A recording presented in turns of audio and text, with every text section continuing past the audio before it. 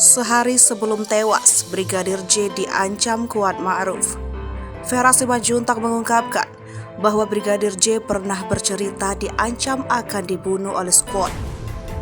Belakangan, barulah Vera tahu bahwa Squad yang dimaksud kekasihnya adalah Kuat Ma'ruf, bekerja di rumah Irjen Verdi Sambo. Di dalam kesaksiannya di Pengadilan Negeri Jakarta Selatan, Selasa 1 November 2022, Vera mengakui Brigadir J menceritakan ancaman tersebut pada 7 Juli 2022 ketika berada di Magelang, Jawa Tengah. Sehari setelah perbincangan melalui telepon tersebut, Brigadir J tewas di Jakarta.